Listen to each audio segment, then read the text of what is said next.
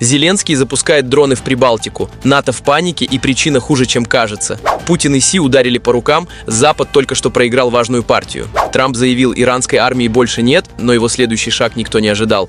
Привет, друзья! Вы на канале Медиашот, с вами Александр. Лайк, подписка и начинаем. Украинский дрон над Эстонией. Сбит румынским F-16 в рамках миссии НАТО. Официально подтверждено, генсек Альянса Марк Рютте сказал это прямо на пресс-конференции. В рамках миссии НАТО по патрулированию воздушного пространства стран Балтии румынские истребители F-16 сбили беспилотник над Эстонией. Это был украинский беспилотник, но он не оказался бы там, если бы не агрессия России.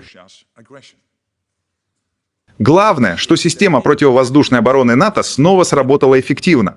Казалось бы, инцидент, случайность, побочный эффект конфликта. Но вот в чем проблема, это уже не первый раз. В Литве тоже падали, и НАТО все это время молчало, а теперь признало. Для Зеленского это должно было стать проблемой, но не стало. Рютте четко дал понять, виновата Россия, Украина, жертва обстоятельств. Никаких санкций, никаких претензий, никаких последствий для Киева. Союзники просто приняли это как новую реальность. Вопрос к вам. Если за это ничего не будет, где тогда вообще проходит красная линия для НАТО? Зеленский это понимает лучше всех. Можно терять контроль над дронами. Союзники все равно прикроют. Главное оставаться нужным, а Киев пока нужен. Но дроны это только верхушка. Под водой деньги. Большие деньги и большой скандал внутри Альянса. Рютте раскрыл детали механизма Pearl, закрытого фонда, через который страны НАТО закупают оружие для Украины.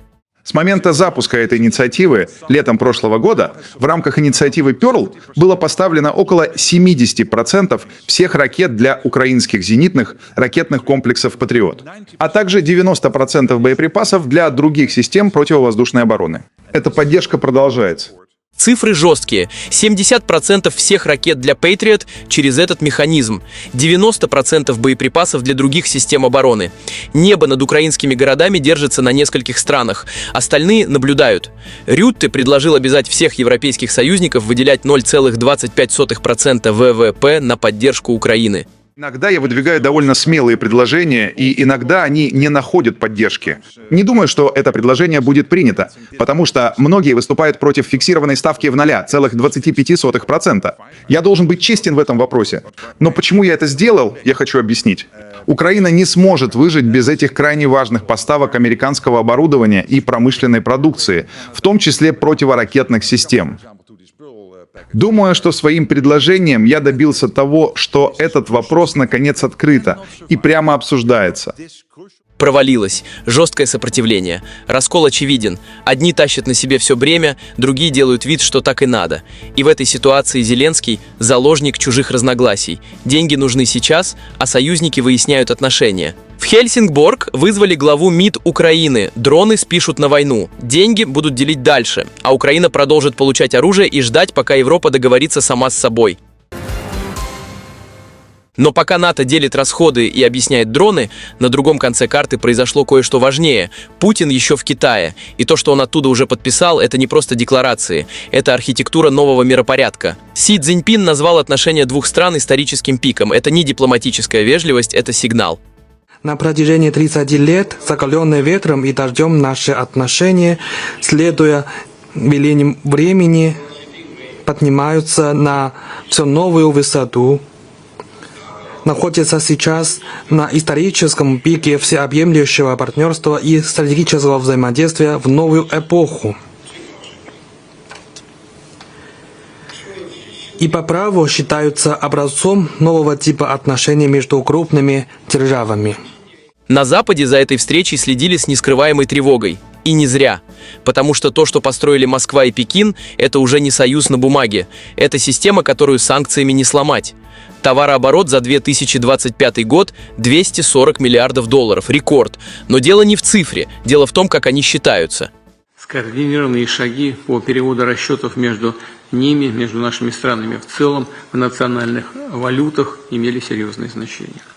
Как результат, практически все российско-китайские экспортно-импортные операции выполняются в рублях и юанях. То есть, по сути, у нас выстроена устойчивая система взаимной торговли, которая защищена от внешнего влияния и негативных тенденций на глобальных рынках. Практически все расчеты в рублях и юанях, доллар выведен за скобки. Полностью. Вот вам вопрос. Если две ядерные державы уже живут без доллара, насколько вообще работает западное давление? Путин говорил об этом спокойно. Почти буднично, как о решенном вопросе. Энергетика – отдельная история. Росатом строит реакторы прямо на китайской земле. 2 энергоблока российского дизайна на финальном этапе возведения. Это не просто бизнес. Это зависимость, которую Китай выстраивает осознанно и в пользу Москвы. Успешно работает на китайском рынке наша высокотехнологичная компания «Росатом». На Тяньваньской атомной электростанции и АЭС Сюйдапу завершается возведение энергоблоков российского дизайна. Вот их в эксплуатацию внесет заметный вклад в энергообеспечение китайской экономики, поможет в снабжении китайских предприятий и домохозяйств, что очень важно, недорогой и чистой энергией. И это подводит нас к инфраструктуре. Новые транспортные коридоры в обход западных маршрутов, не планы на бумаге, а стройки, которые уже идут. Пограничные переходы работают круглосуточно, логистические хабы строятся. Транссиб, БАМ, Северный морской путь – все разворачивается на восток. Параллельная логистика для параллельной экономики. Увеличивается пропускная способность пограничных переходов, многие из которых работают в круглосуточном режиме, создаются новые логистические хабы. Россия модернизирует ключевые железнодорожные магистрали на восточном направлении, такие как Транссибирская и Байкало-Амурская.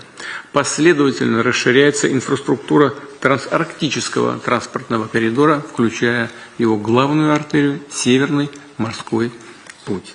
По сути, 2 государства выстраивают параллельную экономику. Со своей логистикой, своими расчетами, своими рынками сбыта. И этой системе не нужен Запад, от слова совсем. Главный итог встречи – совместная декларация о многополярном мире. Красивые слова? Нет. Это политический манифест. Москва и Пекин открыто заявили: ваша эпоха монополии заканчивается. У нас с председателем КНР состоялся обмен мнениями по актуальным международным вопросам, по итогам которого принята совместная декларация, подтверждающая общность принципиальных подходов наших стран. Главное – Россия и Китай привержены независимой и самостоятельной внешней политике, действуют в тесной стратегической связке, играют важную стабилизирующую роль на мировой арене. Вашингтон и Брюссель пытались изолировать Россию 3 года. В итоге получили крепкий стратегический тандем прямо у себя под носом. Санкции не сработали, давление не сработало, а Путин с Си пожали руки и разошлись довольные.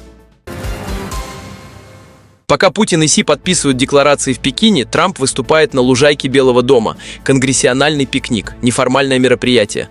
Но слова очень конкретные. Трамп объявил: иранской армии больше нет, флот уничтожен, военно-воздушные силы выведены из строя, противовоздушная оборона ликвидирована. Мы вернули Америке статус влиятельной державы на мировой арене. Нас уважают во всем мире. Вы, наверное, видели, что несколько дней назад я был в Китае с председателем Си, и это было впечатляющее событие.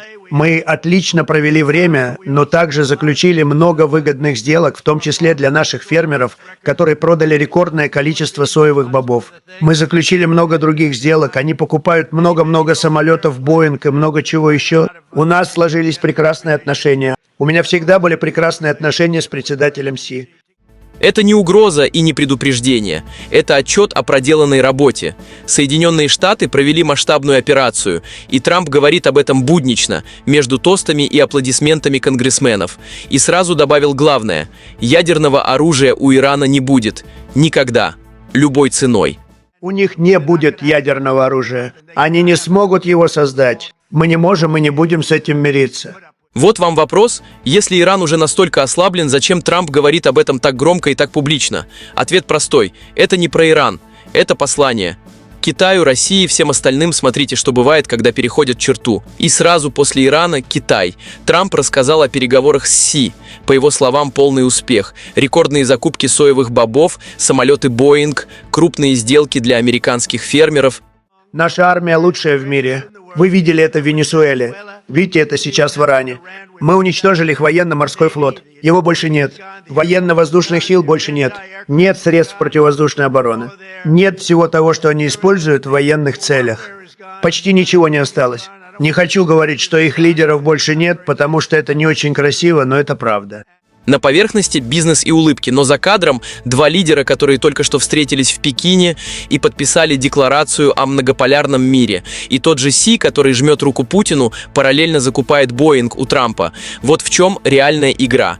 Китай играет на два фронта и пока выигрывает на обоих. Аналитики не случайно обратили внимание, такие заявления на пикнике – это не случайная болтовня. Это сигнал для американского истеблишмента. Трамп показывает: мы жесткие, мы побеждаем, нас уважают. Между победными реляциями и реальностью всегда есть зазор, и в этом зазоре сейчас живет вся мировая политика. Итак, что мы имеем сегодня? НАТО признает украинские дроны над Прибалтикой и делает вид, что все под контролем. Путин и Си строят мир без Запада и делают это открыто, без стеснения. Трамп делает громкие заявления и одновременно улыбается Пекину. Пишите в комментариях, как думаете, Европа вообще способна взять на себя эту ответственность или все закончится красивыми речами? Мне интересно ваше мнение. Читаю все. Подписка и лайк, если было полезно. С вами был Александр, канал Медиашот. До скорого.